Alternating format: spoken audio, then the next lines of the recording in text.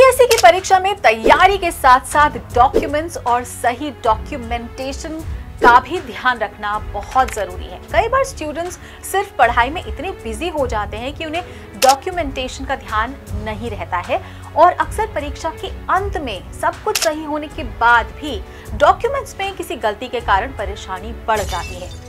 और आपको ऐसी किसी दिक्कत का सामना नहीं करना पड़े, इसके लिए आज का ये वीडियो आप पूरी तरह से देखिए क्योंकि ये डॉक्यूमेंटेशन पर ही फोकस्ड है।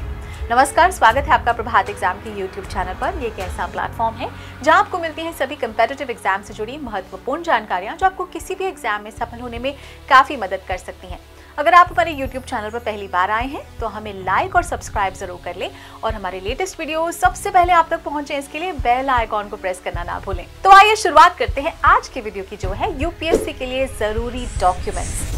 तो यूपीएससी सीएससी का आयोजन हमें पता है 3 चरणों में किया जाता है। यूपीएससी केवल एक ऑनलाइन आवेदन स्वीकार करता है। सीएससी सूचना के अनुसार उम्मीदवारों को आधिकारिक यूपीएससी वेबसाइट पर ही लॉगिन करना होगा और ऑनलाइन आवेदन करना होगा। अब आइए जानते हैं कि इन तीनों चरणों में आपको कौन कौन से डॉक्यूमेंट्स की जरूरत पड़ने वाली है। तो पहली बात करते हैं प्रारंभिक परीक्षा के लिए जो आवश्यक दस्तावेज हैं वो क्या क्या है। तो आईएएस प्रारंभिक परीक्षा के लिए ऑनलाइन आवेदन करने पर आपको यूपीएससी को कोई दस्तावेज नहीं भेजना होता है। ऑनलाइन अपलोड करने के लिए आपको बस कुछ दस्तावेजों की आवश्यकता होगी। पहला ये कि स्वयं का स्कैन किया हुआ हस्ताक्षर और अपनी एक स्कैन की हुई तस्वीर। साथ ही साथ आपको चाहिए है एक फोटो युक्त सरकारी पहचान पत्र, जैसे कोई ID card, Aadhaar card, voter card, PAN card, passport, driving licence या राज्य या केंद्र सरकार द्वारा जारी की गई कोई अन्य पहचान पत्र। यूपीएससी ने नवीनतम अधिसूचना में कहा है कि ऑनलाइन आवेदन पत्र भरते समय उम्मीदवार को इस फोटो आईडी कार्ड का विवरण देना होगा। तो उम्मीदवारों को अपनी फोटो आईडी की स्कैन की गई कॉपी अपलोड करनी होगी, जिसका विवरण वो ऑनलाइन आवेदन में देते हैं। अब हम बात करते हैं मेंस के लिए आवश्यक दस्तावेज। तो यदि आप यूपीएससी प्रीलिम्स परीक्षा पास कर लेते हैं तो आपको मुख्य परीक्षा देने के लिए पात्र होंगे आप उसके, और प्रीलिम रिजल्ट जारी करते ही यूपीएससी द्वारा दी गई लिस्ट में आपका नाम आ जाएगा। अब इसके बाद आयोग जो है वो मेंस का नोटिफिकेशन जारी करेगा, जब आपको एक बार फिर से ऑनलाइन आवेदन करना होगा। अब इस बार मेन एग्जाम के लिए इस फॉर्म को संक्षेप में विस्तृत आवेदन पत्र या डीएएफ कहा जाता है। तो इस बार आपको यूपीएससी की आधिकारिक वेबसाइट पर कुछ दस्तावेजों की स्कैन की गई प्रतियां जो है वो अपलोड करनी है, जो मैं आपको बताती हूँ कौन कौन सी है, आप नोट कर लें।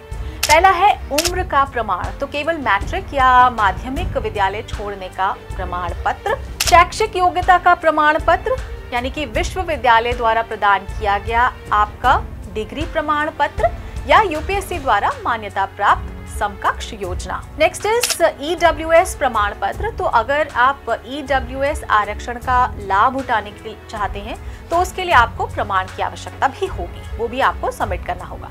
Next is OBC SC ST स्थिति का समर्थन करने वाला प्रमाण पत्र अगर लागू होता है तो जिला अधिकारी, उप विभागीय अधिकारी या किसी अन्य अधिकारी द्वारा जारी प्रमाण पत्र, जैसा कि सरकार द्वारा उस जिले के ऐसे प्रमाण पत्र जारी करने के लिए अधिकृत किया गया है जिसमें आपके माता पिता रहते हैं। यदि माता पिता की मृत्यु हो जाती है तो आवेदक सामान्य रूप से जिस जिले में रहता है वो लागू होगा। नेक्स्ट इज विकलांगता प्रमाण पत्र। यदि लागू हो तो केंद्र या राज्य सरकार द्वारा गठित मेडिकल बोर्ड द्वारा जारी किया गया प्रमाण पत्र। नेक्स्ट इज गैर क्रीमी लेयर ओबीसी स्थिति का समर्थन करने वाला दस्तावेज। यदि लागू हो तो गैर क्रीमी लेयर ओबीसी दावे के समर्थन में आपके माता पिता द्वारा धारित सेवा या भूमि जोत या स्थिति या विभिन्न स्रोत से आय या संपत्ति के समर्थन में प्रमाण। नेक्स्ट इज अरुणाचल प्रदेश, मणिपुर, नागालैंड, मिजोरम, मेघालय या सिक्किम के उत्तर पूर्वी राज्यों से होने के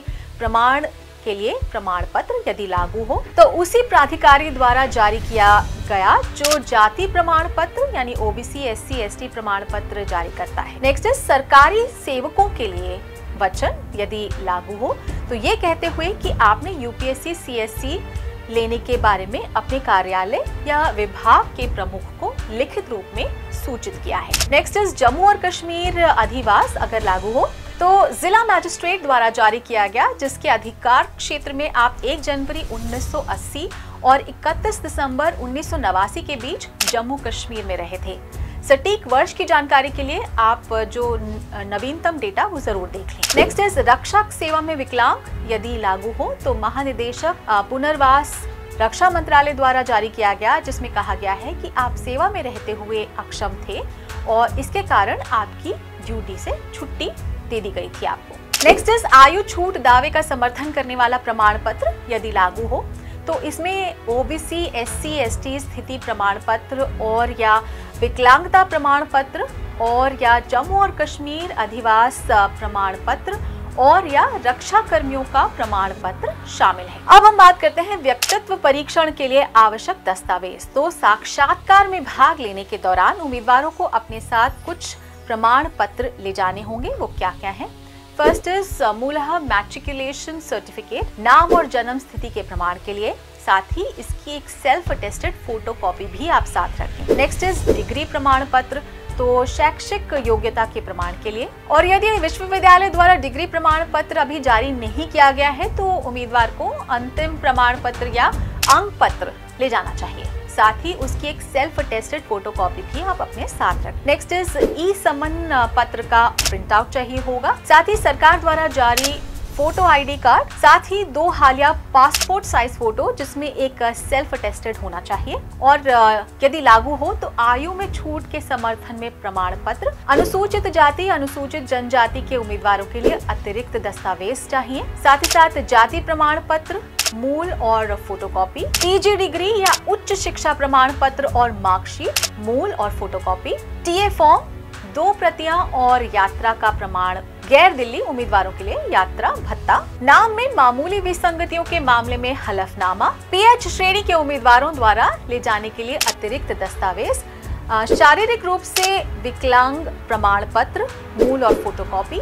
PH1 श्रेणी के लिए DWE प्रमाण पत्र भी लाया जाना चाहिए। DWE dominant writing extremity certificate है उन उम्मीदवारों के लिए जिन्होंने मुख्य लिखित परीक्षा में प्राप्त घंटे अतिरिक्त 20 मिनट का दावा किया है। आयु में छूट प्रमाण पत्र, पीजी डिग्री या उच्च शिक्षा प्रमाण पत्र और मार्कशीट, मूल और फोटोकॉपी, टीए फॉर्म 2 प्रतियां और यात्रा का प्रमाण।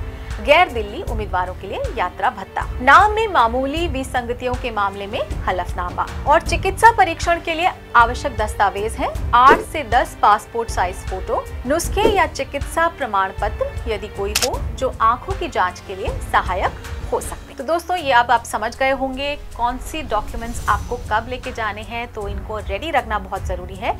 तो दोस्तों अगर आपको हमारा वीडियो पसंद आया हो तो अपने फ्रेंड्स के साथ भी इसे ज़रूर शेयर कर लें, और अगर आपके पास हमारे लिए कोई सवाल या सजेशन है तो कमेंट बॉक्स में लिखकर हमें ज़रूर बता दें। तो जल्द ही आपसे फिर मुलाकात होगी एक नए टॉपिक के साथ एक नए वीडियो में। देखते रहिए प्रभात एग्जाम। नमस्कार।